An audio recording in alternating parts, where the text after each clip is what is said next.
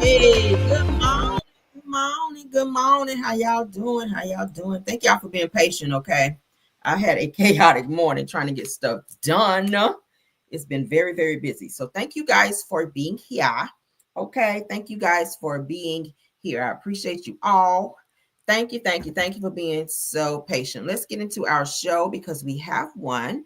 Good morning, good afternoon to everyone. If I don't call your name individually, just know I love you guys down, okay? But we got to get this show on the road because we are already behind, okay? So let's get into the show. I have pulled some very good topics for you guys, okay?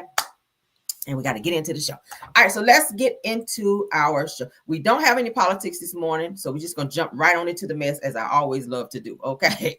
So let's get started. All right, let's get into it. Everything said in the video is alleged and in my opinion and is used for fair use and entertainment. All right, let's get into it. Y'all, my phone been ringing off the hook today, Lord. Oof. Okay, yeah, there we go. All right, so let's get into it. Y'all see on my screen said the Missing Black Women documentary will have you speechless. Now, mainstream media claims that the stories aren't profitable enough to garner the same attention as others. Y'all know it's a lot of people missing, especially Black women, Black girls. I don't think that they take the time to look for us enough. They just kind of take it off as, oh, there may be traffic. They're just out there. They're just missing. Now, if it was Becky or somebody else, Natalie Holloway or one of them girls, they would have been, looking for them. But as you guys know, trafficking is at an all-time high. Abduction is at an all-time high. There is a documentary out in which I do want to watch it because y'all know how I feel about documentaries. Let's get into what it's saying. Missing Black Women documentary is a must watch. Now, if you're watching this, it says that you're part of the silence, and silence is no longer an option.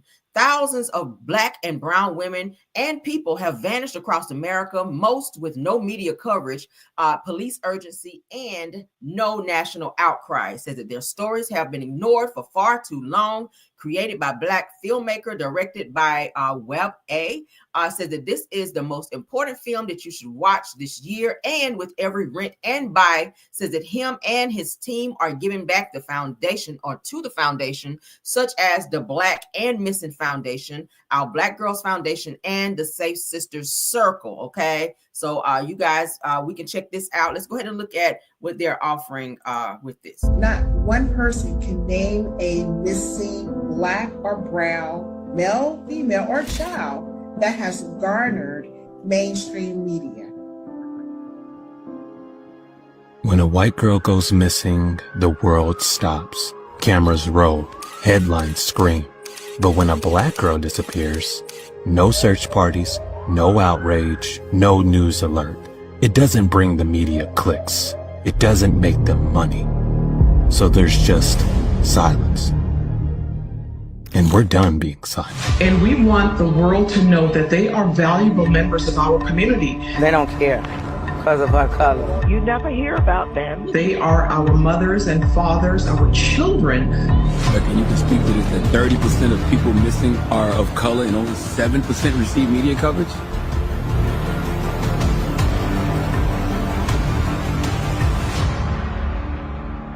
Not one person. That's what's called Missing Black Women. I'm definitely going to watch this because I'm interested to see what they have to say in this documentary. I love it like this. This is right up my alley, okay? Can't make money about Black women. Half of them are raised by deadbeats. They run away all the time. White women are usually innocent and actually get harmed. The doc should mention that. This comment pisses me off so much. Number one. So now they're trying to say that most Black people who are missing are runaways. That's a lie. That's a lie. Do you know how many people get snatched up just in public alone, broad daylight? Okay, it's not always a van. You don't always have to be a trafficking van. People always think that if you see a big white trafficking van in the parking lot, beware. Yeah, you should beware from that. But you have people who just seek out people to snatch up and force them into sexual slavery. So you have to watch these types of things. Young girls, to be exact, as well. Children, minors, toddlers. Okay. Whatever the case may be, they're fake organs as well. Thank y'all. Thank you. They're looking for people to steal their organs as well. You ain't got to put it on your license no more that you'll be an organ donor. Shit, they taking it now. So you have to be very, very careful. With some evil people in this world who are trafficking people for money, make you do sexual favors for money, prostitute you out for a coin, lock you up, honey, and make you do things you don't want to do and drug you up. A lot of times you don't even know what's going on. Kind of like how the Diddy shit is going on. Yeah, that's a real thing. Okay. That is a real thing. So check out Missing Black Women for those of you that like documentaries. A good documentary that's very informative. I love stuff like this. It is on Prime Video, okay? Amazon Prime, check that out. So y'all know I like to give you guys updates on new shows, new documentaries and stuff like that. I'll be on it, okay? I love this. I love information. I love to be educated. All right.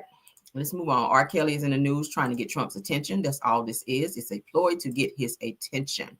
He wants to get out of prison. It's starting to weigh on him. It's starting to be the realization that the crimes that he committed, that he is not getting out anytime soon. He wants preferential treatment because of who the fuck he thinks that he is. He is a abuser of Black women. He is not a protector. He's an abuser. So he needs to be right where the fuck he is. And yes, I said it. I know it's a lot of R. Kelly fans in the chat.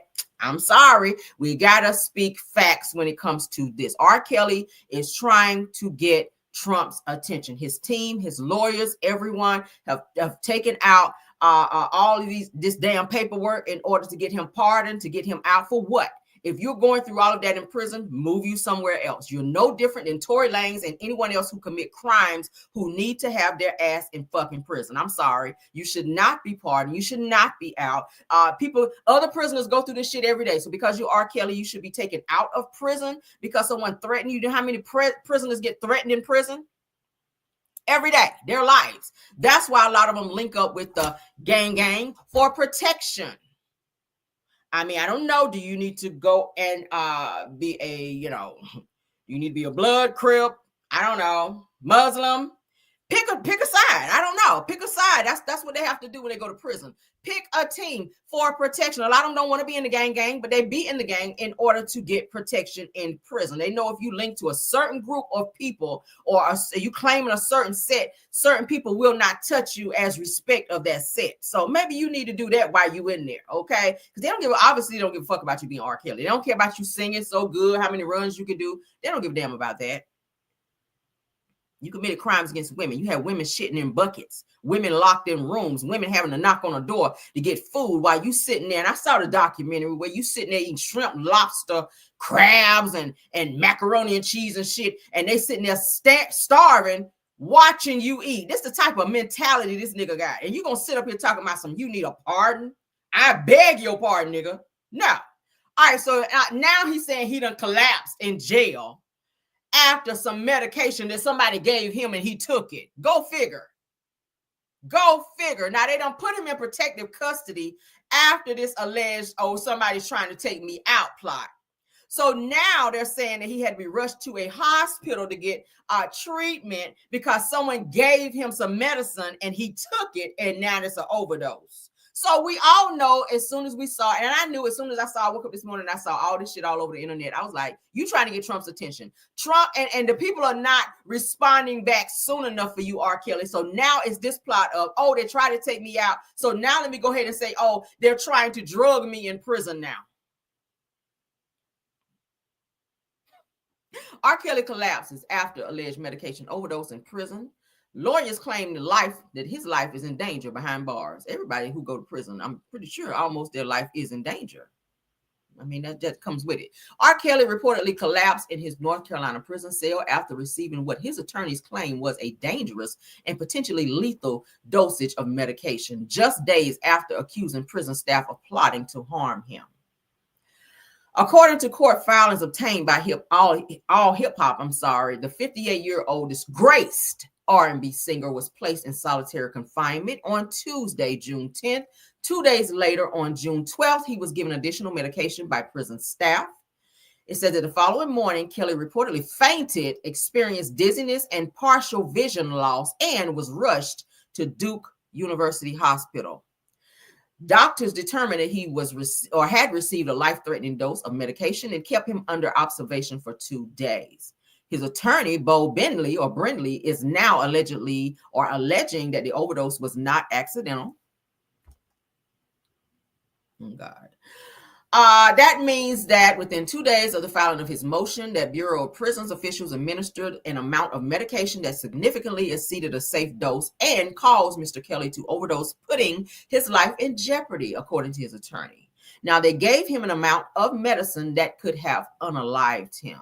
It says that Brindley filed an emergency motion on Monday, June 16th, in Illinois federal court. His legal team's third request for temporary release to home confinement. No. Said that the motion states that Kelly's life is in serious danger behind bars and references a recent sworn statement from fellow inmate Michael Glenn Stein. According to the filing, it said that Stein alleged that both prison staff and white supremacist groups, were conspiring to unalive Kelly in an attempt to cover up misconduct related to his criminal case. Now, I feel like whoever this person is speaking up and doing all of this, there's some type of maybe payout under the table that this person is set to receive for speaking up for R. Kelly to help him get out. I feel like he may be plotting against, because R. Kelly he's not book smart. Okay, he can't read good, but when it comes to manipulation, he can do that. He's been able to manipulate his way through life for a very long time. We know this is the second case that R. Kelly had to face for the same crimes, the first at which he got out of because he paid said people to be out of the country when the case was in the courts. Now, he did not want them to testify against him, and he knew exactly what to do in order to get his way. So now he is doing this again. It's called manipulation in the courts. I think they see that, which is why they put him in confinement versus snatching him right up out of there and letting him get out. So I hope that they are not crazy enough to just say, oh my God, yeah, let's go ahead and sign off on this. Okay. This is their way of trying to get Trump's attention. They're asking Trump to pardon him, and I don't think it will happen. Now, following Stein's statement, Kelly was reportedly moved to solitary confinement. His attorney described the conditions as inhumane, claiming the singer sleeps with spiders crawling on him, has no access to phone calls, and cannot eat commissary food due to fear of being poisoned. Said that Kelly has reportedly gone days without eating for this reason. So you're doing a hunger strike. That's what all this is. It's a hunger strike. Now it's all of a sudden spiders crawling on you. Let me tell you guys something that you may not know about prisons. Most of these prisons, are some of the cleanest places that you will ever be. Some of these prisons are cleaner than your homes. Did you know that? Some of these prisons are cleaner than your homes. They have to, bleach and mop, and they make the prisoners clean. That's their jobs. A lot of these prisons are cleaner than some of our homes. Okay, there might have been a spider or two crawling around. Okay, might have been, but you act like it's just infested with infested spiders crawling everywhere. Okay, while hospitalized, doctors also found blood clots in both of Kelly's legs and lungs. Now he's been treated for something similar to that before he even went into prison. So yeah, okay. Says that they recommended surgery to address the clots, but Brindley said that his client was forcibly removed from the hospital against medical advice. All right, so that's what's going on with R. Kelly. He is still plotting to get his way because he doesn't want to be in prison anymore. All right, he needs to stay his ass in there and do his time. You got 30 years for the crimes that you committed. RICO, sex trafficking, all of the above. You had these girls having to stare at the floor, standing in a single file line while they were sexually assaulted multiple times by multiple people, having to strap up using the deal of the door, we call it that, in order to please you and other male companions. And some of these girls' virginities were taken away from you as well and locked in rooms. We can talk about it. You guys have seen the R. Kelly documentaries. I've seen them all, everything related to this damn case with him. He is a fucking monster. And I get it. A lot of people say he went through things as a child. I get that. But as an adult, you know right from wrong. You know not to do the things that were done to you that fucked you up to do the same thing to somebody else. Okay. As you guys may not know, his sister violated him multiple times as a child. He was also almost violated by a man down the street who the community trusted this older man who sold like, candy and stuff like that. R. Kelly would go over there, and in one particular time, they said the man was butt ass naked trying to do something inappropriate to R. Kelly, trying to touch him inappropriately, whatever the case may be. The family found out about it when it was time for the man to go to court to stand trial for whatever he had to stand trial for. His mother took a payout of $500 to let that situation go away and not charge the man. So this is where R. Kelly got this bullshit from, to be able to pay his way out of situations, to make things go away by using his money and his clout and attention, his fame, in order to make things go away. And he's trying to do the same thing with the court system, but I think they're smarter than that. I hope they are. All right, let's move on. It's a fucking mess. Okay, it's a mess. Stay your ass in there. Sit down, okay? All right. Congratulations goes out to Benzino's daughter, Coi Leray. She had her baby girl, okay? Congrats. I forget what she said the baby's name was. Damn, I saw it on the other side. It's a cute name. But she had her baby girl. You guys know that they never really show the face like that. Maybe a few months from now, they will show the baby's face. But the baby is here. Cute little baby girl, that pretty hair. You guys know they always show a hand. So you're going to only get a hand or a foot. But shout out to Coi Leray. All right. Congratulations to her. She and Trippie Redd had their baby girl. This is her first baby. So congratulations. All right. Congratulations. All right. Let's move on to some Simon Guobadia news. All right. Simon is still speaking up. He is unhappy about the decision that was given in their court or divorce filing. Okay, he is speaking up. Simon is speaking up and naming names. Simon hints that Portia or her powerful friends, maybe the girls on Real Housewives of Atlanta, honey, might have tripped off ice before his deportation. Okay, y'all hear that? Let's get into it, because Simon is mad. Now, Simon just celebrated his birthday as well. They showed him he is, looked like he was in Dubai or somewhere. Looked like he was in Dubai. They said he was deported back to Nigeria, but maybe he took a flight to Dubai, because that's where it looked like he was, with his little robe on, child, walking around with his cigar in, overlooking the city. Let's get into it, though. So the Simon Guobadia is fresh out of ICE custody and already spilling tea. Now, after spending 4 months rather, to be detained and getting deported to Nigeria, he's now suggesting Portia Williams or her folks rather, backing her might have had something to do with it. Now, Simon says that he was flying back to the U.S. for a divorce hearing when 7 ICE agents pulled up on him at the gate. Said that they took his phones, laptop, and walked him off the plane in cuffs. It said that he says his devices held all of his business info from both Dubai and the United States, and he had to hand over his passcodes as well. They went through your shit, bro. Said he claims that it was strange timing since he had travel issues. He hadn't had travel. Hold on. Said he claims that it was strange timing since he's had travel issues before, but never been detained. He also goes on to say that it just so happened to go down a day or two before Real Housewives of Atlanta premiered. Said it is a coincidence. Said he's not sure, but said that Simon says that this felt personal. Said that he didn't say the Portia's name directly, but he made it clear that he believes that people behind her might have had something to do or to gain from him being out of the picture. Says that when asked if Portia tipped off ICE, he says, it's possible. I just don't know. He goes on to say that sources close to Portia say that that's a flat out lie, that Simon says that he was locked up with no bond, had no phone call for days, and ended up in protective custody because people recognized him. It says that now that he's back in Nigeria, he says that he's still shaking up and trying to piece everything together. All right. And plotting not to pay Portia her damn money too. Says that we don't know what that means, but bravo to Simon for sharing his story. That's a messy-ish. Like, thank you, Simon, for your story, but move along now. We don't give a fuck. All right.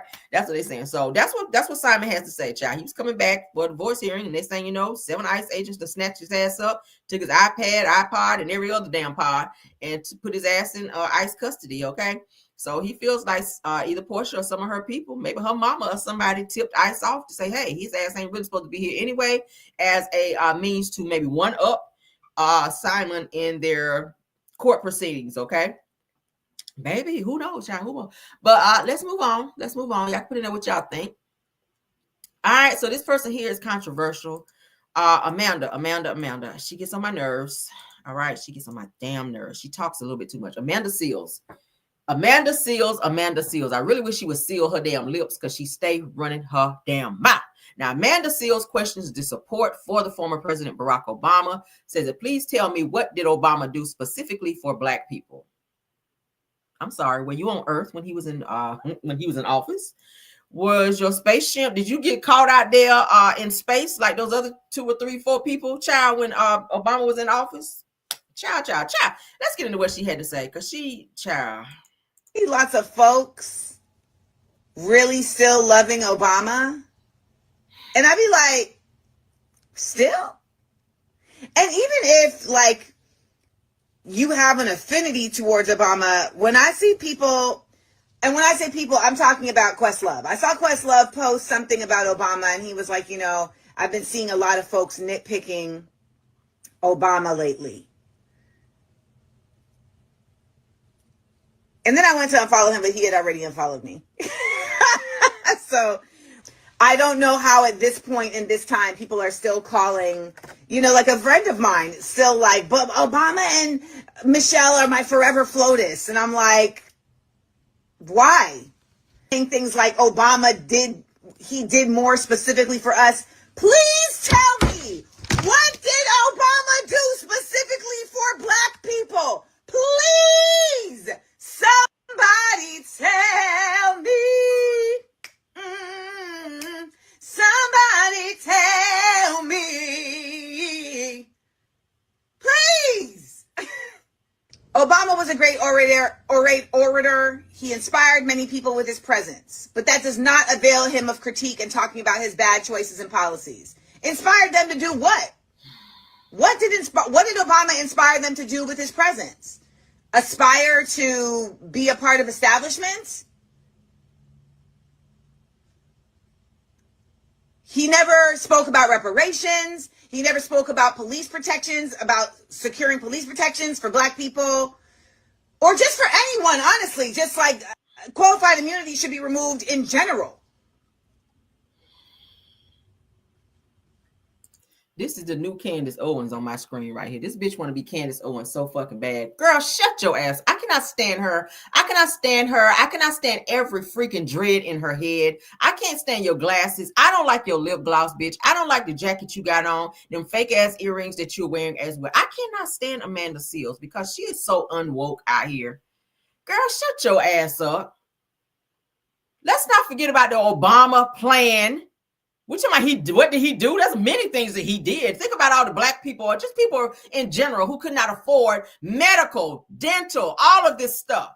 He created Obama plan for people to have benefits, something that a lot of people don't have around the world, in America to be exact. You need benefits. You need medical, dental, vision. You need that. So he created a cheaper plan for people to be able to make that affordable. He's done a lot of things. Go do your research before you be loud and wrong. Now, she says she questions the ongoing support for former President Barack Obama.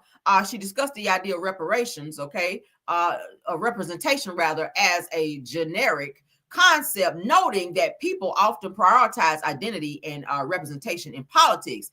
Now, Seals stated that he never spoke about reparations or securing police protections for Black people. She also mentioned unfollowing Questlove after his previous remarks in support of Obama. Now, she didn't even know, like she said, he had already unfollowed her ass because she's so full of shit. She always be loud and wrong, and it always gives that she's such a huge low-key Trump supporter. It gives that. She always speaks negatively about Black leaders who are trying to step up and do the right things for Black people. It's given that she just don't see it. Like I said, I feel like she's the new Candace Owens, who always have something negative to say about our people. Did you forget you were also Black? If you have one drop of Black in you, my dear, you are Black. So I feel like sometimes she really forget where she came from, and you're using your platform to speak against the very thing that you should be speaking for. And maybe you should turn your fucking mic off until you educate yourself a little bit more on the things that you are speaking of, ma'am, because you sound fucking ignorant. You sound ignorant at the end of the day. Okay? Damn. Would have been the same thing if Kamala would have gotten in office. What is she doing for the black people? I cannot stand people who are not woke and who be in such a hurry to run their mouth about things they know nothing about. It really irks me. It really does. Like, let's get off her, because I'm not ready to start hollering yet. Okay. Somebody else who's still in their feelings since the BET Awards. Let's get into it, child. Deitrick Haddon. I like your music, Deitrick, but I really wish you would let this shit go. I get it. I get it. You're mad that Glorilla won best gospel album, child, of the year. I get it. Now, granted, she did a song with Kirk Franklin, and the song garnered a BET Award for best gospel song, and he is still mad. He's still talking about it. Now, TMZ caught up with him and asked and still asking him about it, and he is still standing 10 toes down on it. Now, I get it. Gospel music should be given to gospel music artists because they represent that. But what's to say that a person who does not necessarily do gospel can do a gospel song and it does well and they get recognized for it? Because just because a person do rap and have their ass cheeks out doesn't mean that they don't have some God in them, and it doesn't mean that they don't have a fear for or a love for God. So we have to understand and embrace that as well. Yes, it was a shock for everybody to see Glorilla walk her ass up there with her arms out, tattooed up, with her whole Memphis accent, where she just got done twerking with her booty cheeks out on stage, and then to walk up there and get a award for best gospel song. Yeah, Bobby Jones was sitting out there looking like, excuse me. But yeah, I get it. But let's get into what Deitrick Haddon had to say. Because Deitrick, some of your stuff can be questionable as well, too. Some of your actions, a lot of people can question a lot of shit that you say and do. We can talk about you bumping and grinding up on your wife on social media. Does that look right for a pastor? Because you're a pastor now. In addition to you being a gospel artist, you are a pastor. So you are held at a certain regard as well, as opposed to be, you be at Jodeci concert singing every word, every lyric to Jodeci. You and your wife be humping and bumping and carrying on and grinding in public. Just inappropriate shit that I would not like to see a pastor doing. But then you're so judgmental when it comes to someone like Glorilla, who desires to have a piece of God in her life. And because she did great with her song with the help of another gospel link up who is known to make #1 hits, Kirk Franklin. I mean, hello. Yeah, his wife, he and his wife be doing some inappropriate shit. I follow him. His wife be pop locking. She be twerking. I've never seen a first lady be twerking. I mean, I told y'all I raised old school. The old mothers, I never seen them do the hell. You couldn't sit on the front row if your skirt was too short. Not at my church. But you got first ladies out here twerking? Sit down, Deitrick. Let's get into him. You expressed your disappointment in, Glorilla winning Best Gospel Artist or Best Gospel Song at the BET Awards this year. Yeah, that's the Dr. Bobby Jones Gospel Awards. You know what I'm saying? That goes to the gospel artist. You know what I'm saying? If you're gonna give that award out, and it's the one award every night. That night, it's the one award that we have. You got to give it to people that's in the trenches of gospel music. In the streets, it's tough out here, man. Yeah. Do you know how tough it is to be a gospel artist, man? But doesn't that make it a bit more, appropriate that she did win Best Gospel, since it, technically is a gospel song? Or no, that was her song on her record, her body of work. It wasn't their song. They were the features. She was the main artist. That's why they gave it to her. Now listen. I love Glorilla. I'm a big fan. Okay. The Bible said, let everything that have breath praise the Lord. Everybody have the right to give God praise. Ain't nobody trying to take. What is just as a gospel artist, and I'm not saying that a person who is a Christian or who put out gospel music, that you can't listen to secular music. I'm not telling you what to do. If you don't feel convicted by it, who are me to judge, in my Andrew Caldwell voice? My thing is, you say you like Glorilla. You've heard her lyrics. You heard what she sing about, what she talk about, what she stand for in her music as a gospel artist, as a pastor. You a fan of that?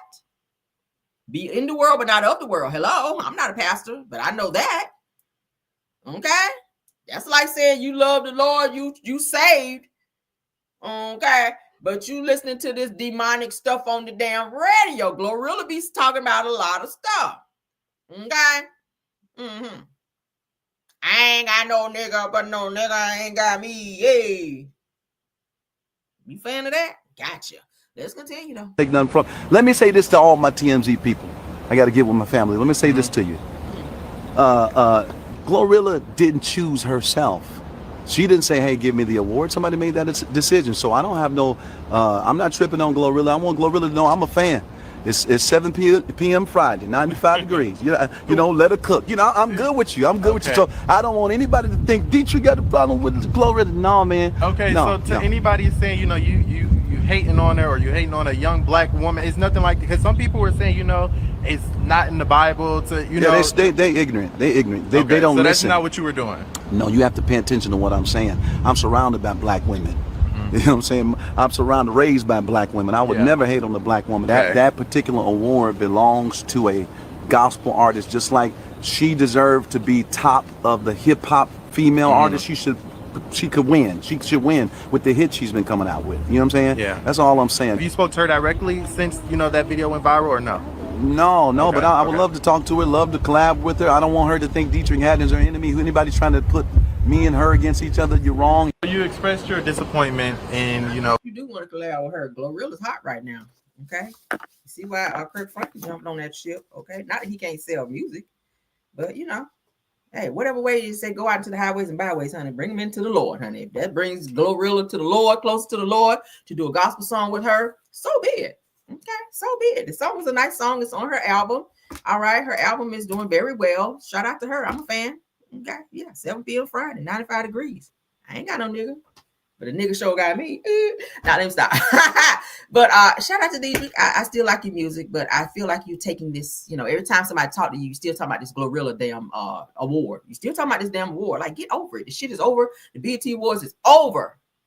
They're not gonna take the award back from her because of how you feel. Let's move forward. Okay, let's move forward. Embrace it. It is what it is at this point. Okay, now you just say you want to do a song with her. You know all her lyrics. Maybe you should check what you got going on over there with the Lord. All right, period. All right. I don't think my pastor, I don't think any pastor that I know, any old school pastors know nothing about no damn Glorilla. They know about a Gorilla, but they don't know about no damn Glorilla. But let's move on, child.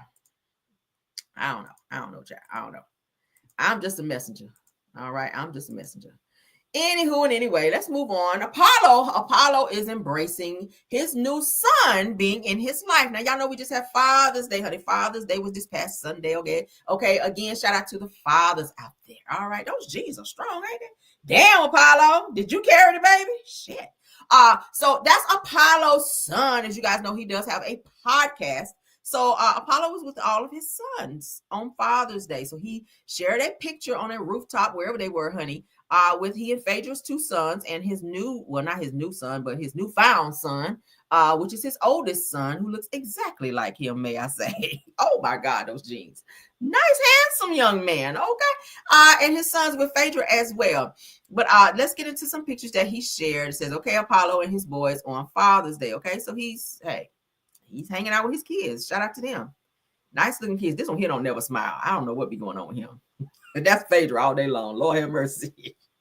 That little one right there is Phaedra, honey. But that old one, the older one right here kind of gives me, he's more, you know, I don't know. But yeah, handsome sons. Okay. So shout out to Apollo for doing the father thing. Okay. Phaedra did say that he was a great father. So we'll give him that. She did say he comes to see the kids and he come and pick them up, spend time with them. So shout out to Apollo for stepping up and doing the right thing. All right. Being a great father. With these handsome sons, they're going to be some heartbreakers. All right. Baby, they're going to be some heartbreakers. All right. The girls going to be all over because they are handsome. They are handsome. All right. Let's get into some Besma news. Besma news.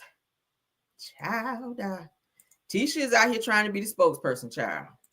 Tisha is trying to be a spokesperson. If you guys may know, I done told y'all the show is, they say about to come on the 19th of July. So Tisha's trying to do conferences like she done saw her mentor, Melody Cherie, out here, girl.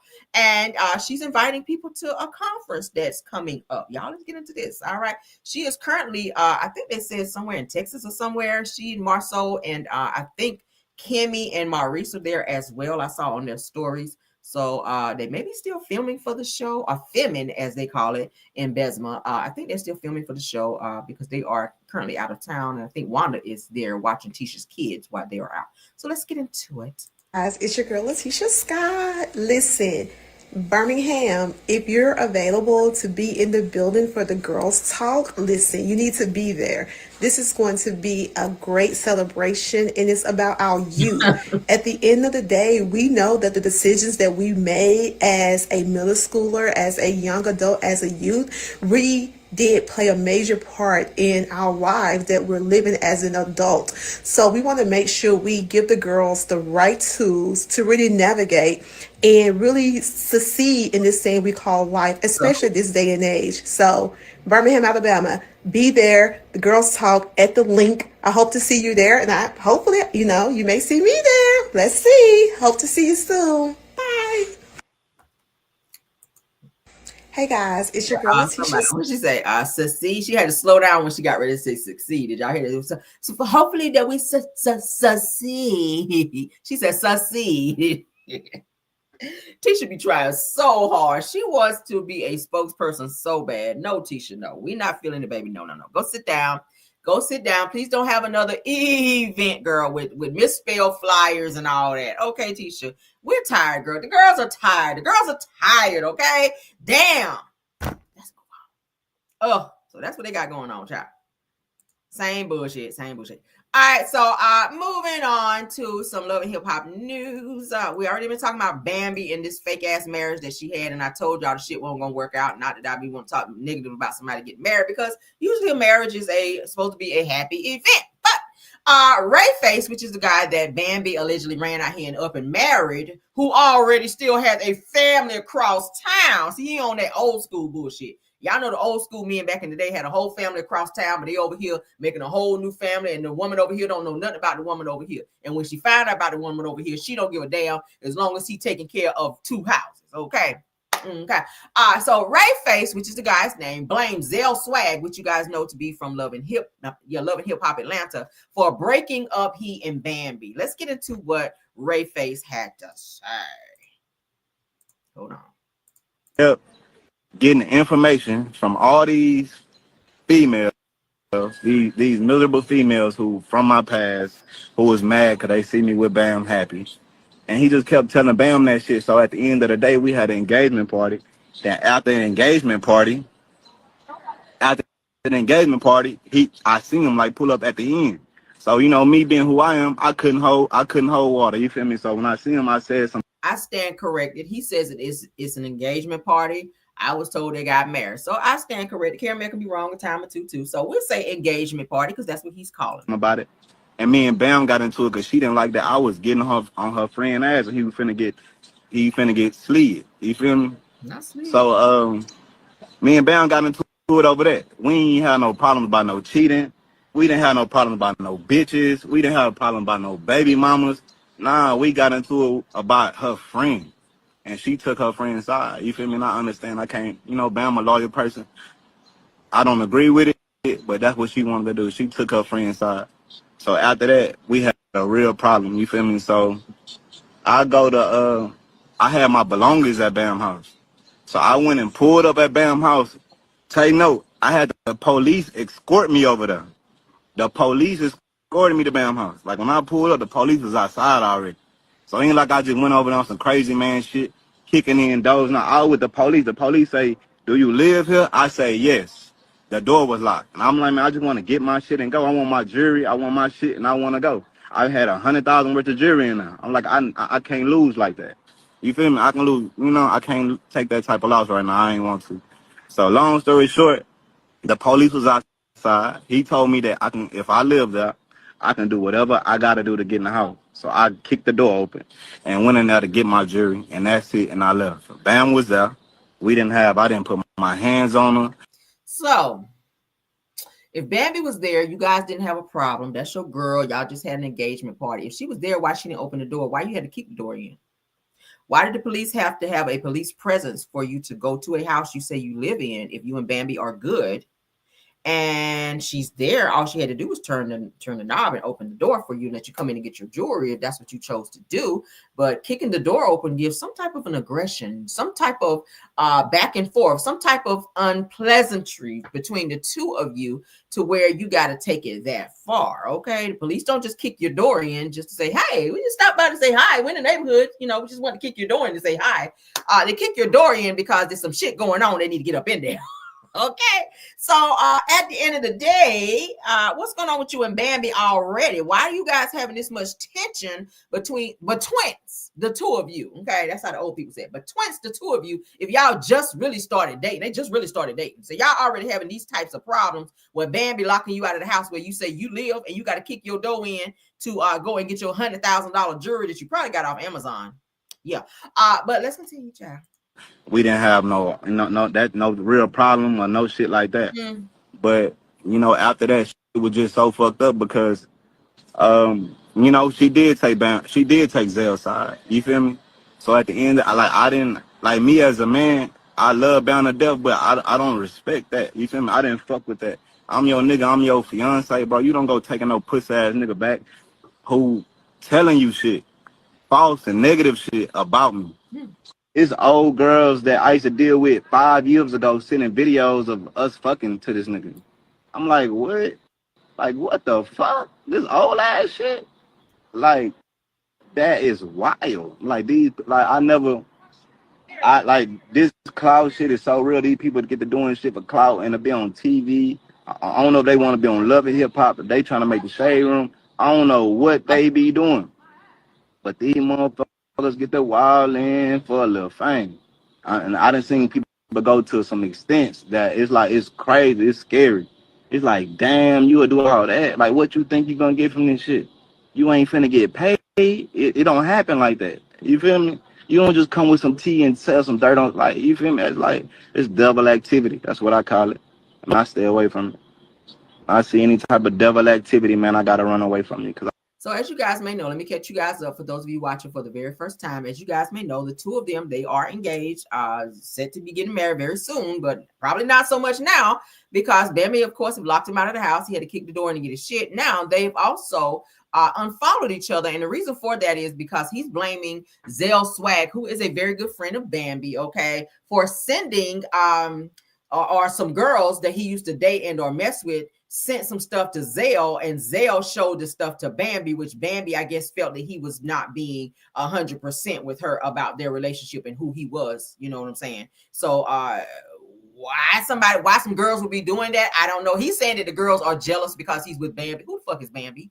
Who is Bambi? Bambi ain't nobody for nobody to be doing all of that. Okay, maybe they want to be on the show, or maybe you out here doing some stuff that you shouldn't be doing. Okay, because really, who are you anyway? You are up and coming rapper who no one knows. Like, seriously, Zell got more clout than you. And be honest, I like Zell. I'm be honest with you, he messy as hell. He's messy. He's a messy little queen, but I like me some Zell. He's funny as hell. I ain't gonna hold you, but he's a true friend to Bambi. When they went through that whole situation where they all got locked up, he was there for Bambi.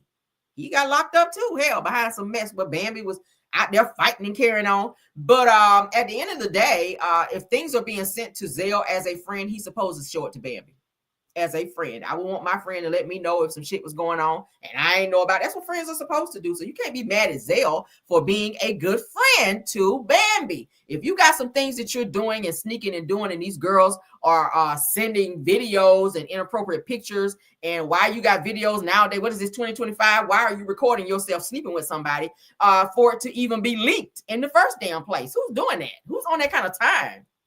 That's some OnlyFans bullshit. But let's continue. I feel like I'm a walking angel. Child. Like, I don't even let nobody come to me and tell me no bad news about Bam.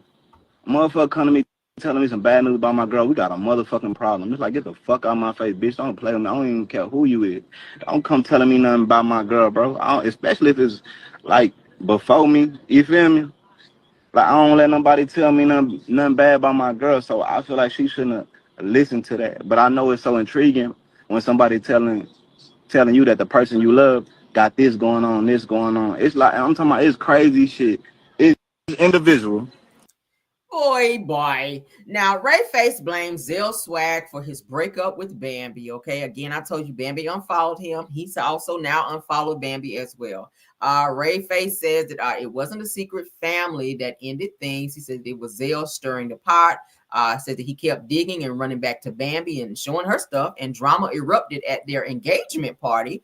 Rayface says that he even pulled up to Bambi's house with the police to grab his things. So Bambi must have told him after that whole situation at the engagement party, hey, come and get your ish out of my house. I'm pretty sure he moved in with her. I'm pretty sure. But who was this girl that was shown that he was hugged up with? Because I showed y'all yesterday, there was a girl. She looked like she might have been Blasian, okay? And they were hugged up, booed up. There were some kids also mentioned to be involved, as well as to say that he had a whole nother girl that he was with and that he was playing the hell out of Bambi, and as a means to try to be on Love and Hip Hop to get some type of clout and attention, when he has another show on Zeus or somewhere else that he and this other girl were trying to get off the ground. I'm not sure, but it was given that he was using Bambi for clout, and maybe she saw through it, and her good friend Gill went to her and said, hey, maybe you don't need to fool this nigga, because it's given that he gonna make a fool out of you and embarrass the hell out of you, and you might need to go ahead and cut your strings with him. So maybe he was upset with Gill for putting that in her ear, and now they're not together after they just got together. So that's the tea on it. All right, moving on. I don't care no more, child. That's here they go. I mean, I'll show this again, child, just so y'all can see. This is them at the damn engagement party. All right, this is them, child. This is the receipts for those who didn't know. I'll go ahead and show that again because I do have it. All right, so Bambi's fiance Rayface was has a whole family, you guys, and was just using her for TV exposure. All right, so that's him and Bambi. That's him and the girl that's alleged to be his real girlfriend. Okay, his real girlfriend. They're saying, all right, why you all hand in hand? Why you like this with her? Why you all hugged up on her? Now these pictures are said to be recent. Okay, that he said that Gill Swag put these out here that he dug up and found and showed them to Bambi. So that's why him and Bambi ain't together no more. All right, so that's said to be his child, same nose and everything. Little Sue Young. All right.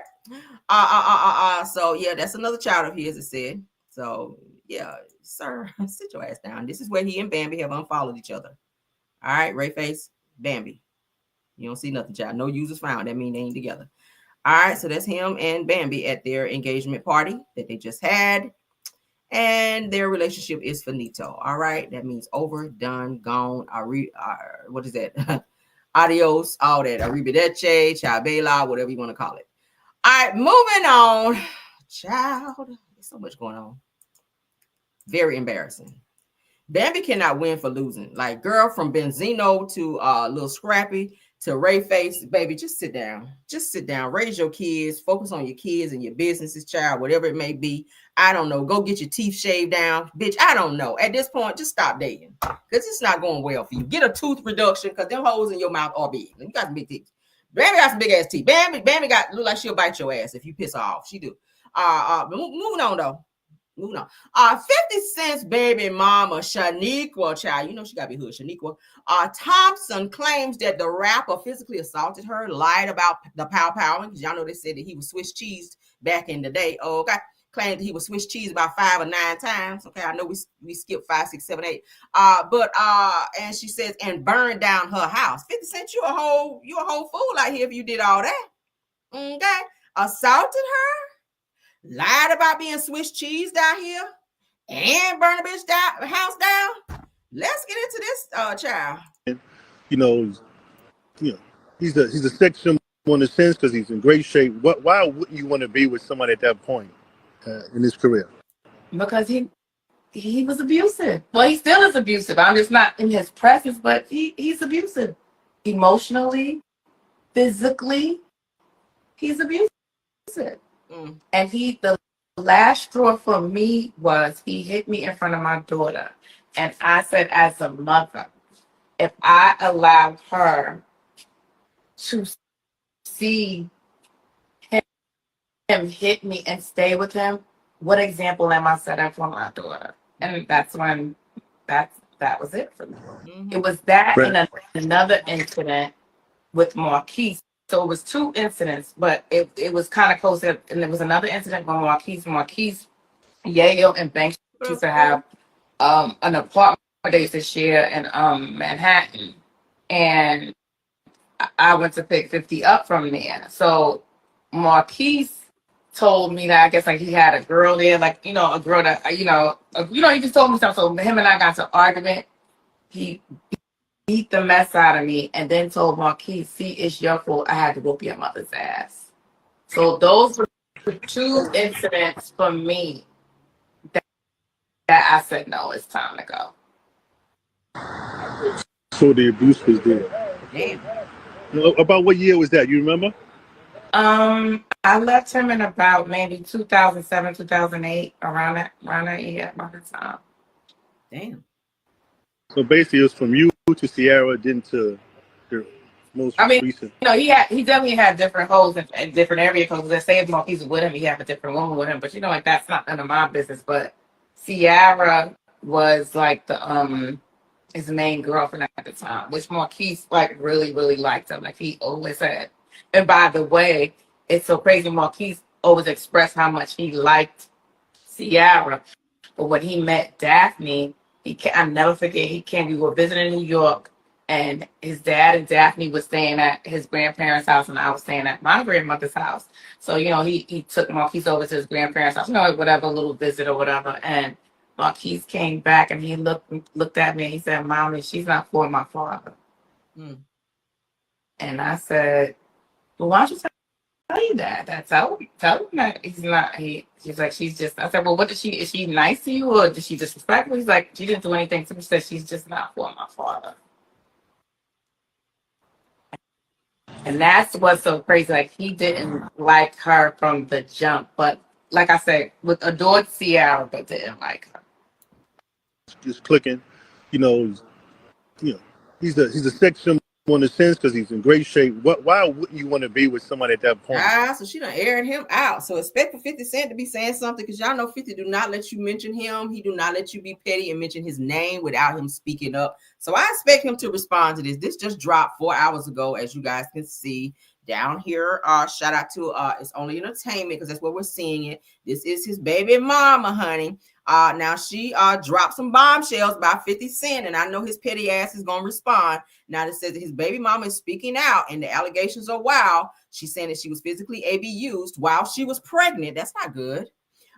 She also claims that he was pow 5 to 9 times. Oh, she claims he was, and accuses him of burning down her house. Now, I said with Daphne Joy now testifying in the Diddy trial, said that Shaniqua says that it's finally time to tell her truth. I find this to be very convenient. Are you trying to clout ride? It's given that. It's given that you're trying to clout ride since this Diddy trial is going on. And 50 Cent's baby mama is now speaking up and giving her testimony on what happened with him. Like, are you getting ready to file some type of egregious charges for some money, for some back pay of something that he did to you? Like, what is the end goal here? Now, I'm never going to tell a woman not to speak up when she experienced some type of abuse, because everybody healed differently. Everybody's courage is different. They come out and they speak about things that they've dealt with in terms of abuse from someone. So I'm never going to tell you never to speak out about it. But my question is, why right now? Why is it they're mentioning the Diddy trial, and they're mentioning Daphne Joy, which is the other baby mama, who also says she experienced some things as well with 50. Now, I'm not saying that 50 is, this God or anything like that, or angel. We all know he's not. He stays being petty. He stays going after people. He's very serious about his money. If you ever owe him money, bitch, he gonna tell the entire world. But in this situation right here, I'm happy that she got out. If she said he put hands on her, especially if you were pregnant, especially if it happened in front of your girls, your children. Yeah, thank you for getting out, because, honey, you got to recognize the red flags. But my question is, why now? This happened, 2008? Like, what's the end goal here, my love? Like, are you trying to ruin him? Are you trying to get a little paycheck from this situation? Because 50 is loaded now. What's the end goal here? All right, what's the end goal? Y'all know 50 does not have a relationship with his son, who looks just like him, Marquise. Okay, he does not have a relationship with him. Pretty much told him, hey, nigga, you ain't my son. All right. He does not respect him. He does not have a relationship. And it's sad because the nigga look just like 50. But I really hope they figure this out. This is a family affair, honey. Maybe y'all need to go to some therapy or something and figure it out. But shout out to her for speaking out, okay? Because we never gonna tell a woman not to speak out when she's ever gone through a situation. But it's just the timing it's just kind of weird. I don't know. But let's move on. Move on. If you guys have been watching Basketball Wives child has been Liddy in the city with Jackie and what's the child name? Brittany Renner. Child, they got into it this past episode and they were about to go off. And Jackie almost got into a fight with her daughter Chantel as well on Basketball Wives child. I said, oh, Jackie and Kristen need to sit down somewhere with her old ass, baby. Girl, you about 2 days from getting AARP out here trying to be up and fighting. But let's get into this. Says it had the nerve to threaten me. All right, Brittany Renner is saying to Jackie Christie, had the nerve to threaten me with a good time and didn't follow through. I know that's right. Don't threaten me with a good time, bitch. You look. All right, so she says she's disappointed in her large lady, not large. Brittany Renner told Jackie, I'm disappointed in you, large lady. Damn. Hashtag Basketball Wives. That's a read down right there. Damn. So Brittany Renner, honey, sends a message to Jackie Christie after last night's episode of Basketball Wives. Now, if I got to edit this shit out, so be it. But for right now, we're going to watch it because, baby, the girls were girling. Okay, let's get into it. Aren't going to do. Right. And I wasn't putting my hands in your face in an aggressive way because I grab you around your neck and ragdoll your ass. Do it. That's what I'll do. I'm not going to. I'm not going to, but you're not going to threaten me. Now, hush, Jenny, hush. Stand down. Stay out of it. This is me and her. Turn up on her after she just No. What I'm going to do is have a conversation with her. You can stay out of it. Girl. Like I stayed out of your stay out of it. Okay.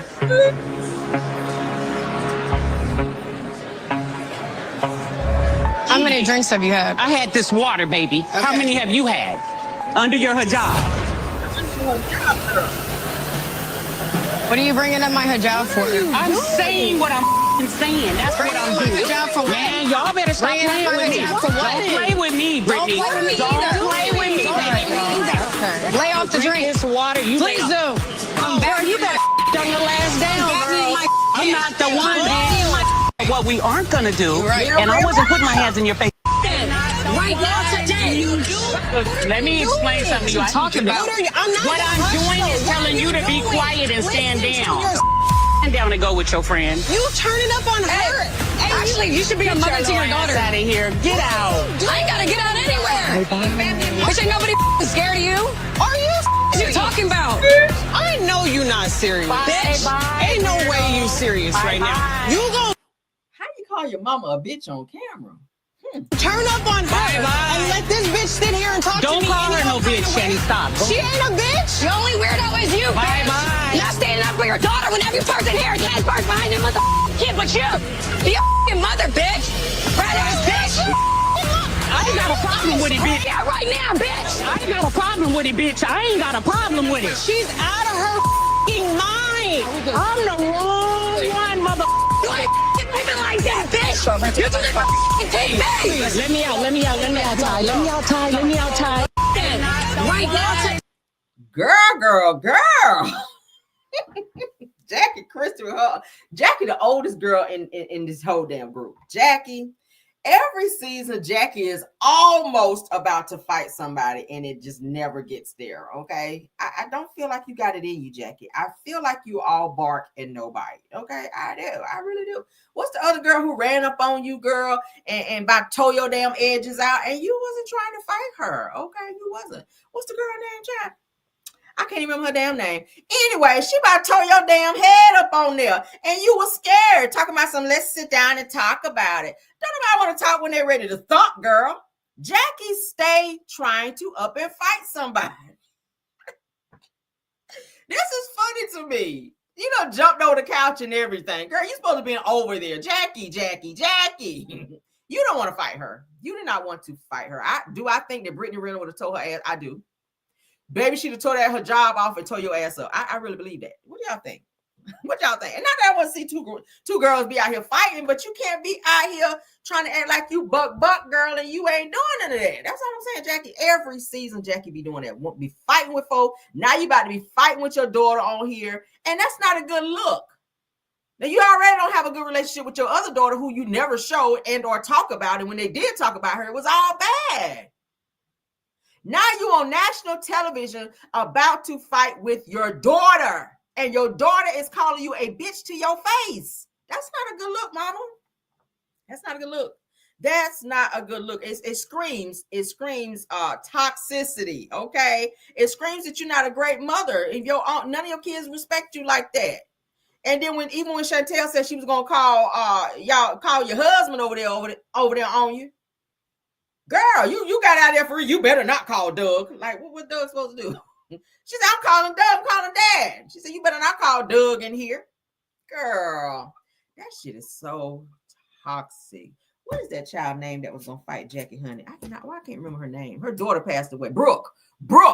Y'all remember that? Y'all remember the episode where Brooke stood up to Jackie and was getting ready to go off on Jackie's ass, and Jackie stood down and got scared of Brooke and was like, let's talk about this. It's not that serious. We ain't got to really go there. But she booked up on Brooke like this, and Brooke was like, and then Jackie wanted to do the whole, oh yeah, let's sit down and talk about it. It's not that serious. We're black women who shouldn't be fighting. She was on that.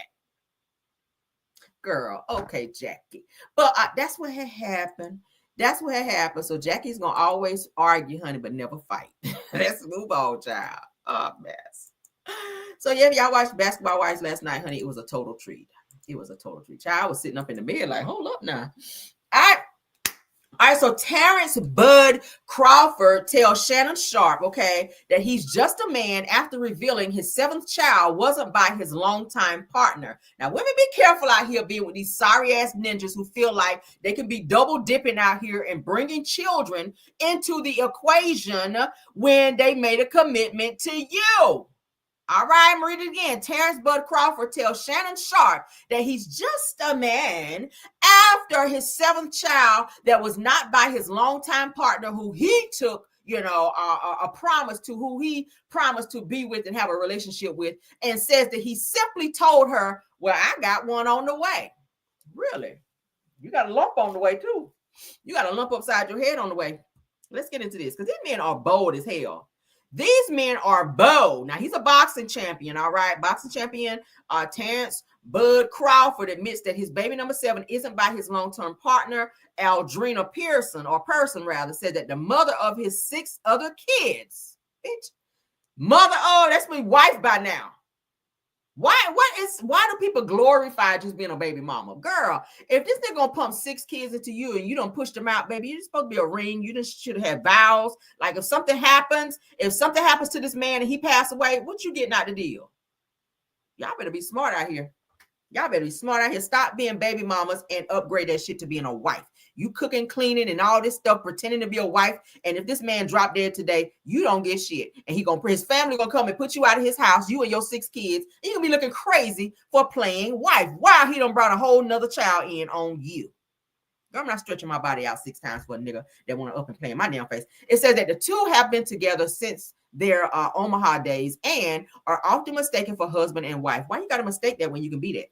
Says that, but they've never been officially married. Now, during his sit down with Club Shay Shay, says that Bud Crawford brushed it off like it was no big deal, simply saying that he told Aldrina, I got one on the way. Meanwhile, the identity of baby number 7 mom is unknown. Just some random probably that he ran through and busted wide open in. Let's get it. She handling the house and holding the fort down. Right. So it's definitely appreciated. Right.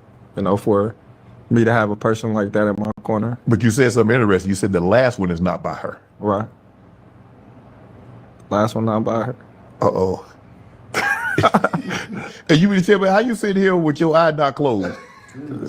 Things happen. Different circumstances. How did you walk us through it? How you go home? Hey, babe.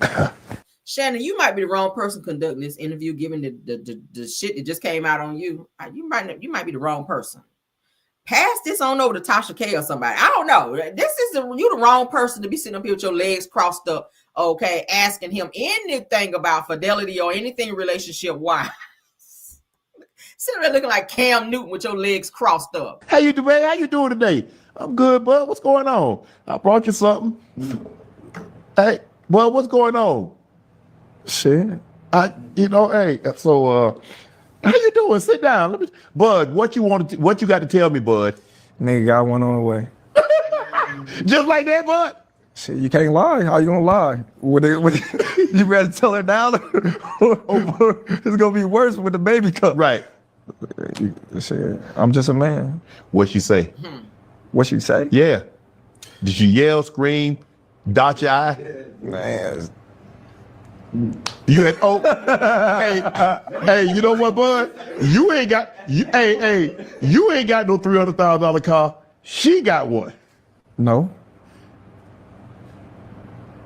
She driving Mercedes. Maybach? GLE. Now she gotta get a Maybach. Oh, you tripping. Now you tripping. Maybach. No. Like you gonna Maybach go after that GLE. Bitch, I don't push 6 kids out for you, and I gotta be in the GLE. Not that it's about materialistic stuff. It's not that. But it's the way he said it, like she don't deserve it. Girl, I would have packed my and left. Put that nigga on child support. You got 6 by him. Oh, you can get in the Maybach, baby. You can be in the Maybach if you want to be in the Maybach. Okay. Like, yeah, GLE. Nah, upgrade her to a Maybach. Especially she got to deal with this 7th child that she ain't pushing out. Bitch. Fuck. Ma. Yeah. It's nice. That mug nice. It drive by itself and all. Damn. How many kids you got? 3. How many baby mamas? 3. 3 different baby mamas? Yeah. So the first one didn't dot your eye? The second one didn't dot your other eye? Whoa. Nah. Bud, I wasn't with them like that, bud. Nah. I don't care. What you mean? You was with them to have a baby by. But I'm saying they thought you was with them. No, I was with them. They thought you was with them. It wasn't like your situation. But I wish I'd had a situation. That's the only thing I regret. That's the only regret I have. I wish I'd had all 3 with the same one. Yeah. No matter whoever I was going to be with, I wish I'd have been able to do that. Yeah, see, I'm cool. I'm good. You want more kids too. You ain't done. I bet you have 10. I bet if I come back, 4 years from now, I bet you have 10. I wanted 10. I did. I used to always say I'm gonna have 10 kids. Man, you know kids expensive, bud. It is. That's why I pushed off. Like, hey, hold up, man. Yeah. It getting older. It ain't like when my dad she handling the house and holding the fort down. Right. So it's definitely appreciated. Right.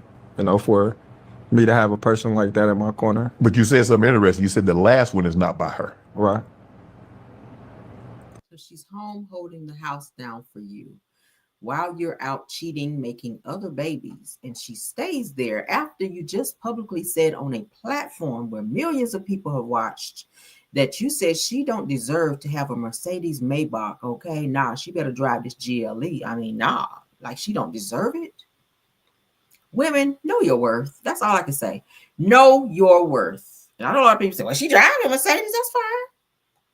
That's fine. Nigga, you driving a Maybach. I might want a Maybach too.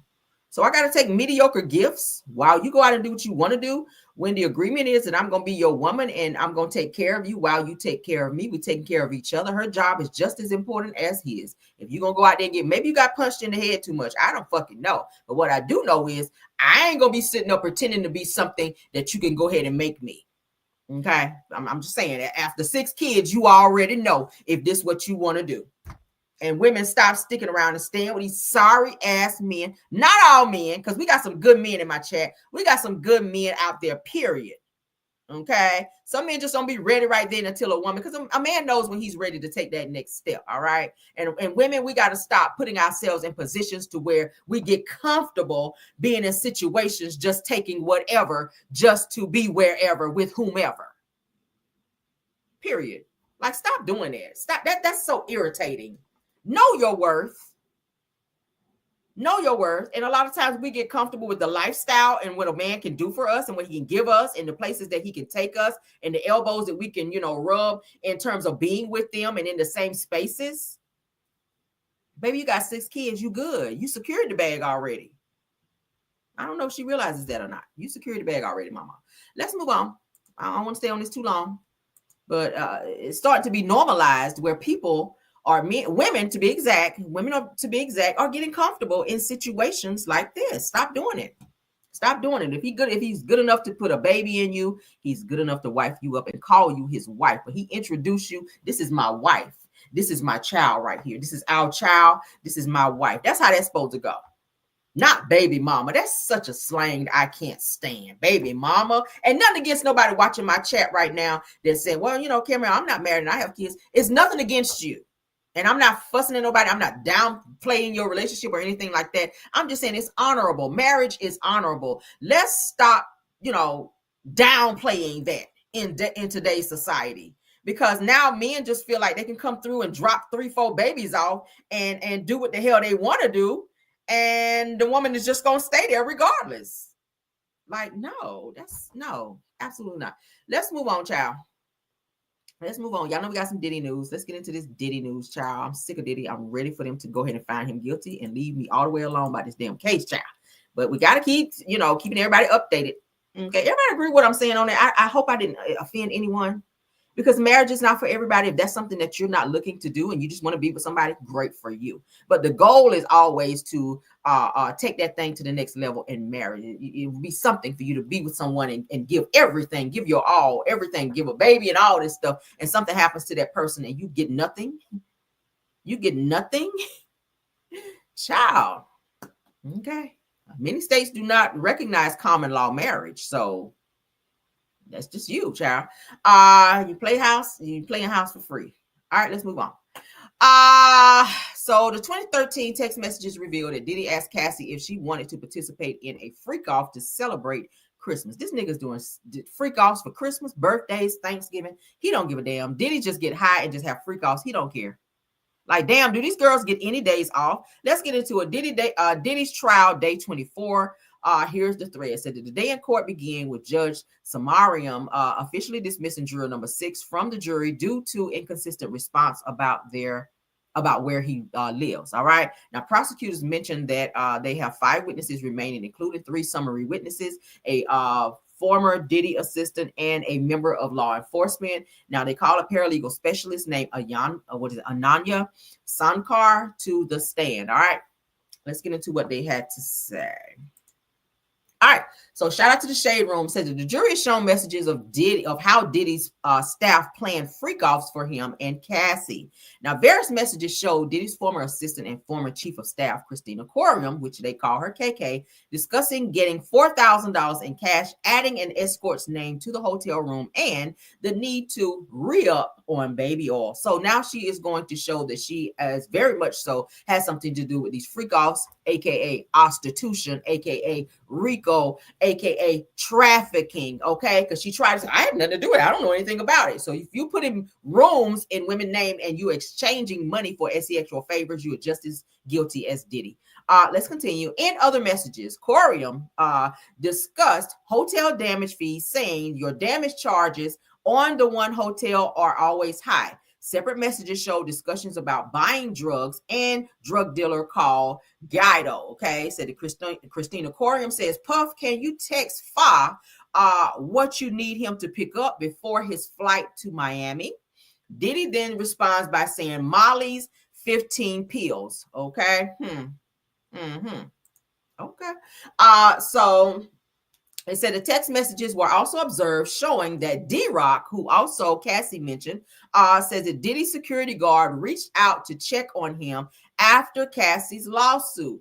So D-Rock says that I need to hear your voice, bro. I love you. So Diddy responds by saying, thank you for checking on me. Really appreciate it. I love you. That's the November 19th response. Now it goes on to say that jury sees message of Diddy attempting to reach out to Mia, his former assistant and accuser who testified in the case in 2024.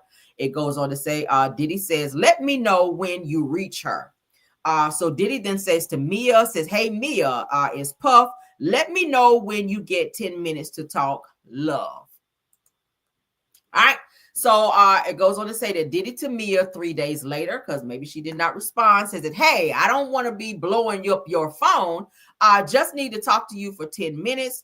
Just need my memory jogged in some things. It said that you were my right hand for years. So I just need to speak to you to remember who was even around me. Says, and it would be good to hear your voice. But if you don't want to, it's all good. Just let me know. Love. Hope you're well. All right, he's persistent, ain't he? Damn, he need a freak off bad. That's what it sounds like.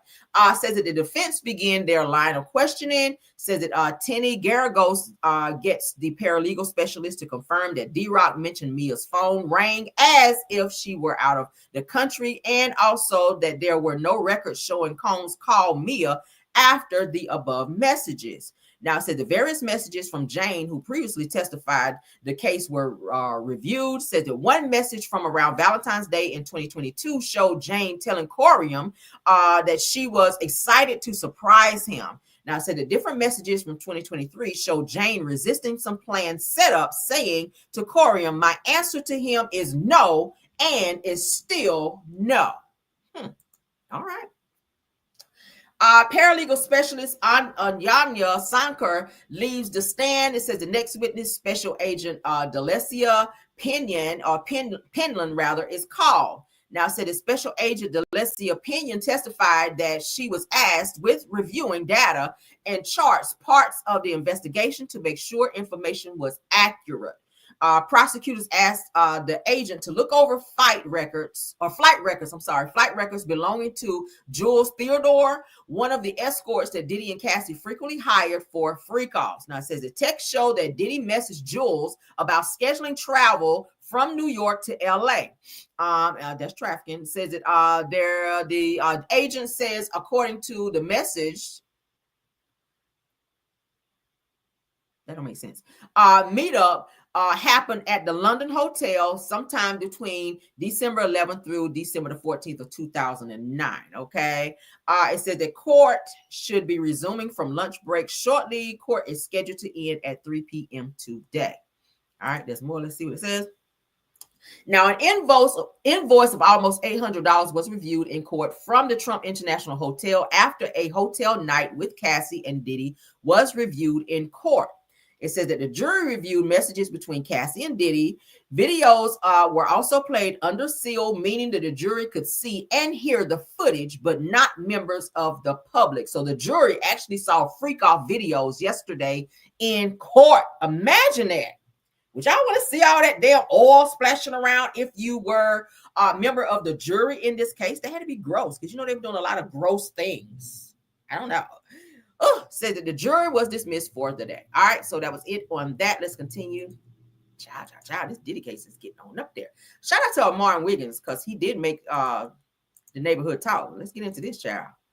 Let's get into this now. It says that a male entertainer named Flash says that he saw Eddie Murphy and Johnny Gill tongue kissing at a Hollywood party and says that they were going at it and swallowing tongues. Oh my God. Now, I heard of speaking in tongues, girl, but swallowing tongues?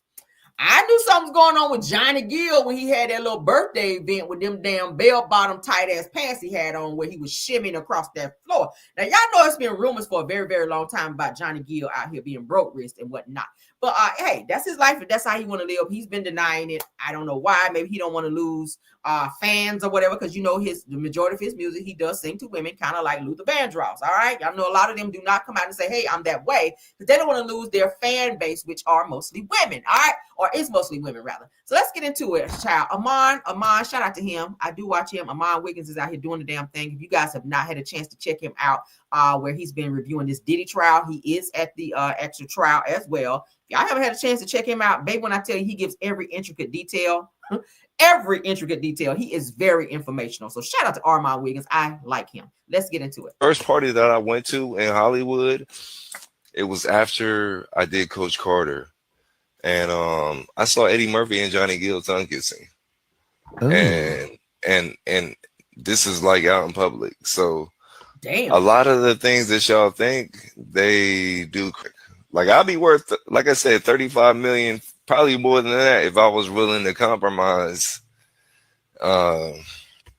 But you know, I'd rather be broke. Been good. Okay, and so they talking about get back to Eddie and Johnny. When you saw Eddie and Johnny tongue kissing, was it like, what was that really quick? give us a. I was like you walked in. No, I was walking down the stairs because I was just checking out. It was in the Hollywood Hills, so I was walking down the stairs and they were kissing at the bottom of the banister, like. And I'm like, damn, the Nutty Professor really is nutty. Oh, hey. like he really is like, and they were going at it, and like For real, like swallowing tongues. So it's crazy because I tell people, like, even now, even being a physical stature, I still get way more men that will come up to me and ask me questions. And you're in LA too, so I'm sure the white men are really going crazy.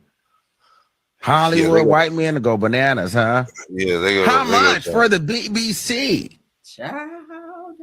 The first party that I went to in Hollywood, it was after I did Coach Carter, and I saw Eddie Murphy and Johnny Gill tongue kissing, and this is like out in public. So, well, you a lot of here. Now I don't know how true that is, and I'm not saying that that's what happened. I'm just saying this is what was said and alleged. Okay, I don't put it past them because y'all know we heard rumors about Eddie Murphy messing around with Trans Ams out in Hollywood too. And I ain't talking about the car.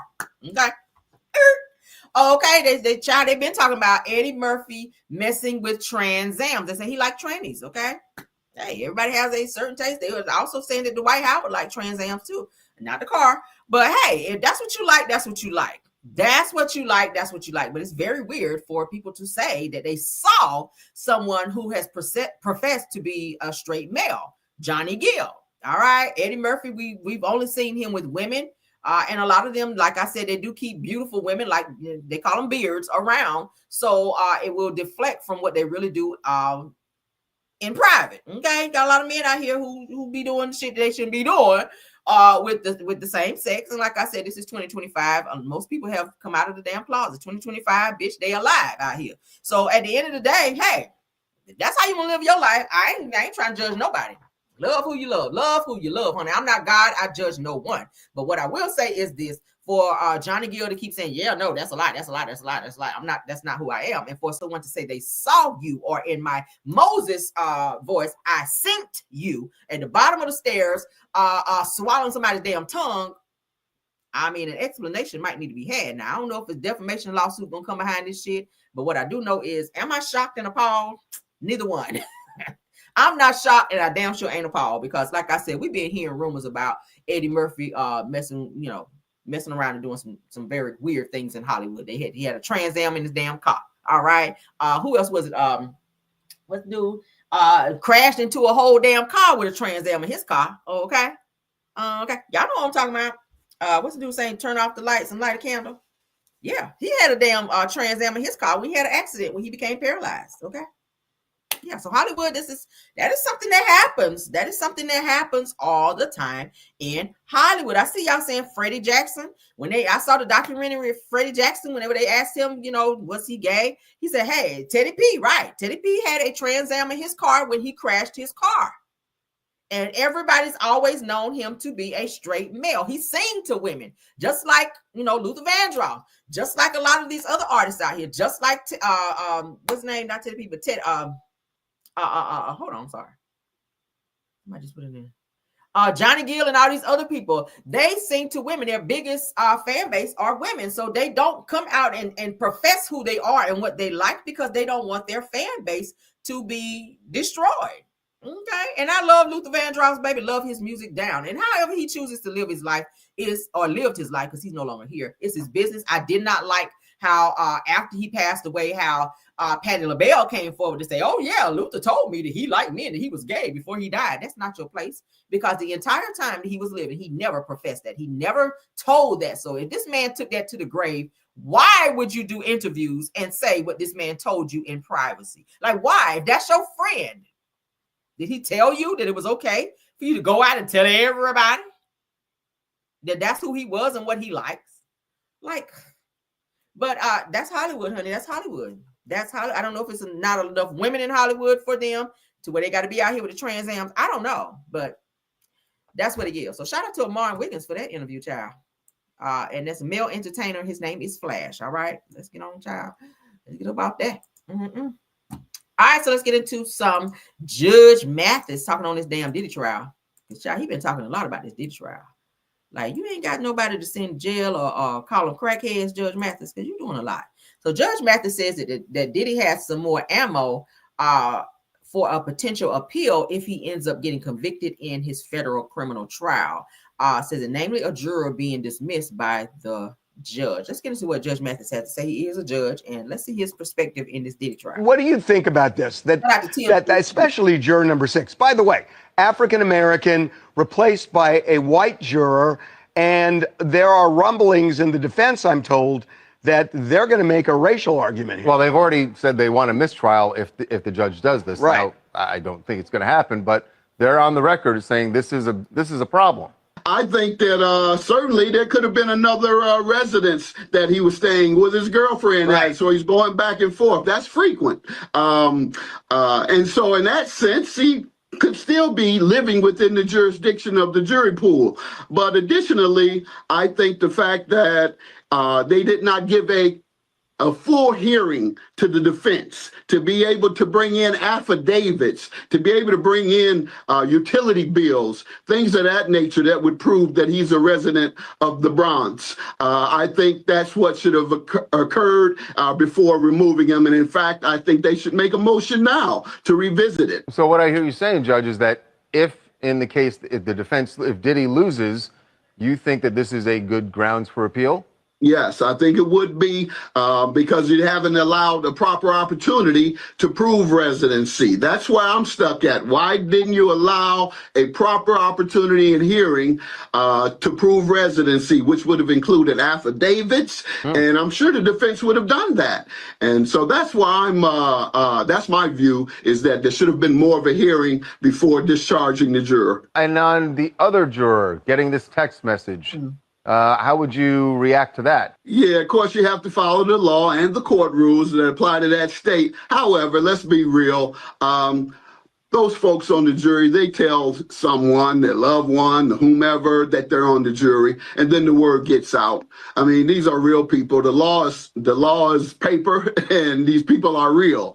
And so although we expect them not to tell folks that they're on the jury, they're doing just that. But once it has been brought to your attention, then you have to treat this like, look, this is a violation, and this person probably shouldn't be on the jury. That's correct. And so I'm in favor of that. I agree with that person should be removed from the jury, having outside contacts regarding the trial. What y'all think about that? What do you People seem to think that Diddy is going to get out or get off if he's found guilty by some little, hairline fracture of the law, if you will. I don't think so.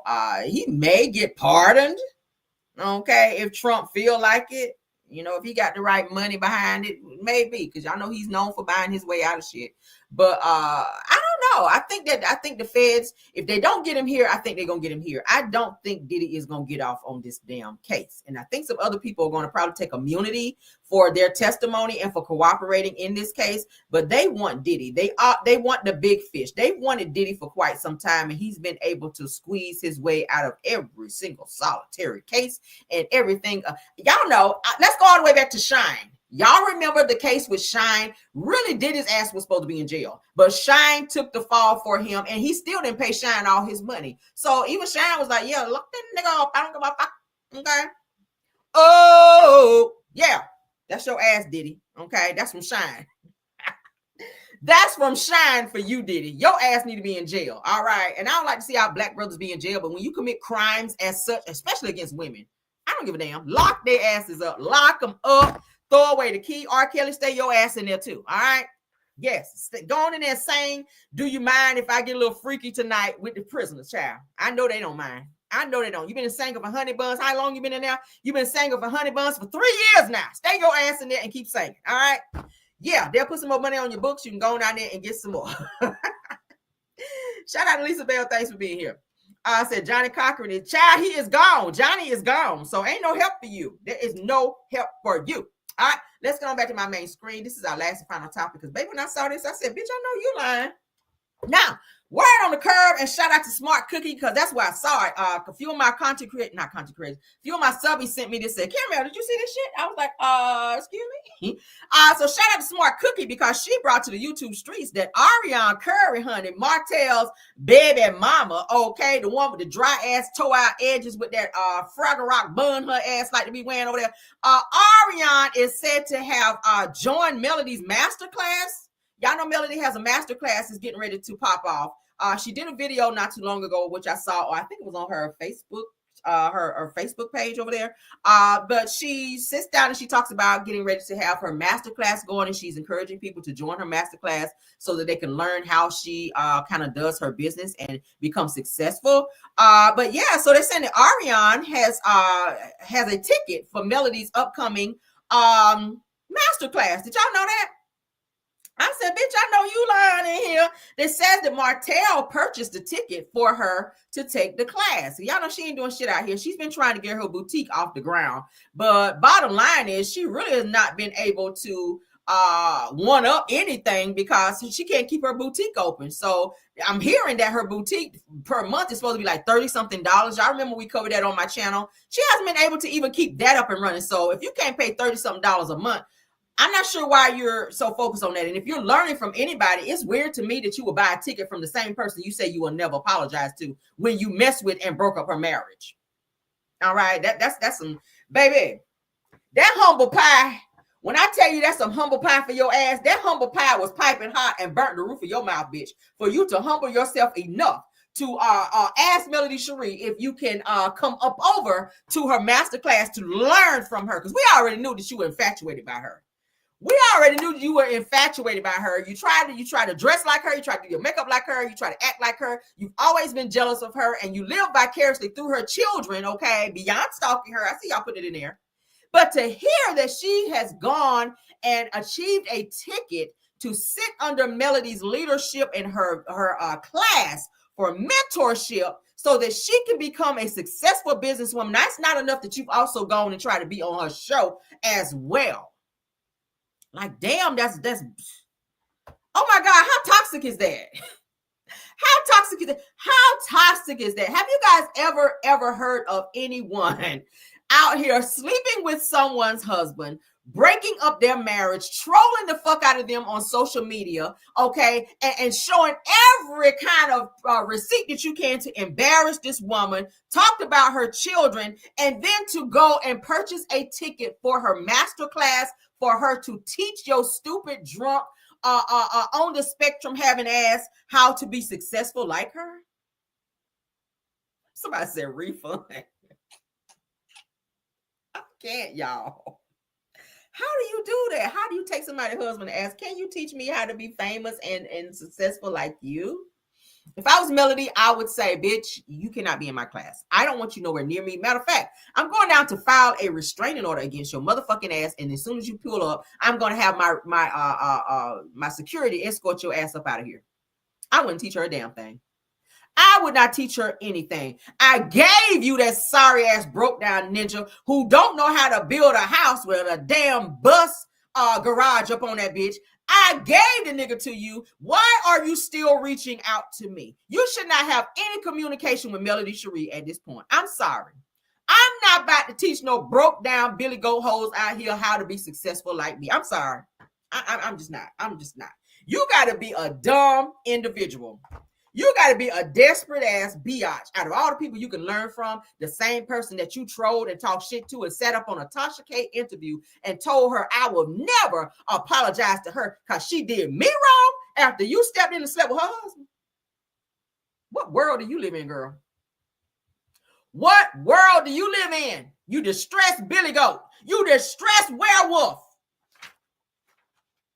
Lord have mercy. When I heard this news, I said, hell has frozen over 3 times over for this shit to happen. Who is out here on that kind of time? Now, I don't know if this is supposed to be like a storyline for you, Arian, being that they're saying you may be making some appearances on the new season, whenever that should appear. Okay, they say in July the 19th. I don't damn know. But at the end of the day, is this supposed to be some weird ass storyline that you're trying to concoct on this damn show that's supposed to be coming back, Love and Marriage Huntsville? Or No Love and Marriage Huntsville? Because, girl, why Martell ain't married you yet either? That's another question everybody is dying to know. Why have Martell not married you yet? It's given that he keeps trying to find a way to pimp you out so he can come up. And if he got money to be buying a ticket to go to Melody's class out here for you to go to his class and he ain't got money to feed his kids, yeah, priorities. I'm gonna say it again. If he's got money to spend for a ticket for a master class and the nigga can't feed his kids, that should tell you everything that need to be told. He don't even pay you child support. You got to ask him, you got to tell him what you need for Knox. Okay? You got to tell him what you need for your son. He don't even pay you child support because the nigga can't take care of himself. He's still sliding around in them funky ass penny loafers that his ass was wearing 5 seasons ago. You sitting over there on phone calls with blogger AL asking, can he help Martell become a better person and help him in business because he just don't get it? Neither one of y'all get it. Neither one of y'all get it. Martell can't even keep a wine business open. So now you're going to harass Melody to teach her or to teach you her ways of being successful so that you can try to one-up her just so you can turn around and talk shit again because we know that's what you're going to do. We know that's what you're going to do. I think now Martell has realized that he really made a fucked up decision. And now it's given that you might be trying to conform Arian into what you feel that you lost, which was Melody Cherie, which you never can. The girl could never. Arian ain't smart enough. This is the same person who said she didn't know how to get a YouTube channel started so she could be successful. This girl did one interview with Shan, her friend, who she concocted and forced these damn answers out of, and we ain't seen your ass since. You're lazy, Arian. You have nothing going on for you. Yeah, those funky penny loafers. His ass don't wear no socks, so you know them shoes is funky. You wore the same damn patent leather damn church shoes, prom shoes. That's what I'm gonna call them. Them same patent leather prom shoes to the damn reunion. Even Melody said something about your damn shoes. Like, what is going on with this girl? 5-6 years have gone by. Melody gave you Martell. You are still running behind this woman. Do y'all not see this as being something crazy? This girl is really, like, literally gone. I don't know anybody this damn stupid. I'm serious. I don't know nobody this damn stupid. I really don't. I really, really don't. The infatuation. The infatuation that she has with Melody is crazy. If I was Melody, I would file a restraining order for real. You cannot be around my kids. You cannot be around me. Don't come to any of my classes. Don't come to anything that I'm doing. Like, period. Stay the fuck away from me. Don't write about me. Don't do videos about me on social media. None of that. I'm serious. This girl her behavior is out of control. And I blame Martell for this bullshit because you introduced this into your family. You allowed this girl to help break up your family because we can't say she broke up the family. He allowed it. Because you participated in the bullshit as well, Martell. And now you guys are running back to the same person that y'all talk so much shit to. And you're asking this person to teach her how to be successful. Because Martell, you can't be. You can, Martell, you okay. I'm convinced the nigga sleep in a helmet. I ain't even gonna hold you. Martell, I'm convinced, you and Arian, both of y'all, with chin straps on. I'm convinced that Martell and Arian both sleep with chin straps on with their helmets because both of their asses are slow and on the fucking spectrum. Martell, we know why you were teaching special ed, sir, because your ass really supposed to be in there in the first damn place. Okay. Thank God Melody's kids got her genes. Thank God that all of her kids got her brain function because the two of y'all belong together. You really do. You and Arian belong together. But if I was Melody, I would not allow her to take my class. Bitch, I'm not about to help you do anything. And that's what I would tell her. No, I don't give a damn. All money ain't good money. All money ain't good money. I don't give a damn if they are purchasing the ticket. I would tell her, hell no, you can't come to my damn class. What do y'all think about that? Shout out again to Smart Cookie for bringing that to the YouTube streets. All right, that Arian is out here begging and pleading on her knees, child, where she always be, to ask Melody Cherie, can she be at her what's this damn thing called? Her master class. Child, take your ass somewhere and get a job, Arian. Go somewhere and get a job. She want to be famous so bad. But it turns out, girl, you just infamous. Refund that hoe. Right. Let's put that up there, child. Refund that hoe. Give her the money back, girl. Go down there and spend that money on getting your hair done. Go down there and put your son in some damn karate classes since he likes to chop on your ass all the time. Little Bruce Lee over there. All right. Moving on. And no, we're not talking about the kids. So don't nobody hop in my damn DMs. She's talking about the kids. No, I'm not. We done saw plenty of videos where Knox done been chopping your ass like he is Bruce Lee over there. Wax on, wax off, cross your damn bun. But let's get the hell out of here. Thank y'all so much for stopping by to support the video. Love you guys down. Thank you to my moms. I see you, KBR, in the house. Welcome back. Welcome back. Welcome back. Bell Wilson, KBR, Tara, and Scorpion Miss. Thank y'all for modding. Thank you so much. T for TV podcast. Truth TV podcast. Damn, I can't even talk. Truth TV podcast. Thank you so much, Rose Armstead, as well. Thank you to all my Caramellians. Thank you to all the content creators that stopped by. I saw you, Schoolboy, in the house. Thank you, Purple Unicorn in the house. What is it? Purple Unicorn, I see. T, what is it? T for T, please, or something like that. Thank you so much for being here. If I messed your name up, I'm sorry. Please let me know who else is in here as far as content creators, y'all, because I didn't see everybody. Y'all know when I get to talking, I'm not looking at the chat. Let me know. I see you, Lies More Lies in the building. Sunny Days, I see you in here. Thanks for being here. Who else? Do we have any more? Simple Mom. Thank you, Simple Mom TV and family. Thanks for stopping by. All right. If there's any other content creators, if I missed you, please do not charge it to my charge it to my head, charge it to my heart, or charge it to my heart, charge it to my head, whichever way you go, child. I don't know. Thank you, Aries Love. I see you in the building. And everybody in the chat. Don't forget to tap on that like button, you guys, if you didn't do it. Jonetta Speaks. Thank you so much for being here, love. Thank you so much. Jonetta Speaks is in the building. You guys check out all these content creators. Schoolboy's in the house. Check Schoolboy out over there on Instagram. She have some great content over there as well. I'll be over there cutting up in the chat per usual. Y'all check out all these content creators. Check them out and support them, okay? Hit the like button when you go over there. All right. Don't do them like you do me, because y'all know how y'all sit on me over here, child. But all right. Love y'all down. I will see you guys later. We will have some more pop-ins, okay? And more news that I know you guys can use. I will give you guys more updates on the Diddy trial, because I know that's coming up as well. All right. So thank you guys. Love you guys. If nothing else, honey, let's go. Even when you feel low, you can still go. Even when you feel slow, you can still go. Even when there's no hope, you can still go. I never answer to no, man, I still go. Go, go, go, go, go, go, go, go, go, go, go, go, go, go, go. Hustle hard, hustle every single day. I'll be making moves till I'm buried in my grave.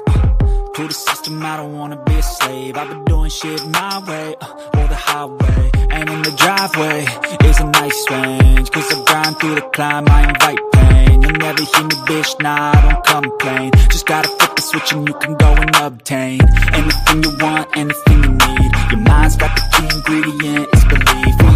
They deceive with the negativity, but I just slide right by that energy. Even when you feel low, you can still go. Even when you feel slow, you can still go. Even when there's no hope, you can still go. I never answer to no, man.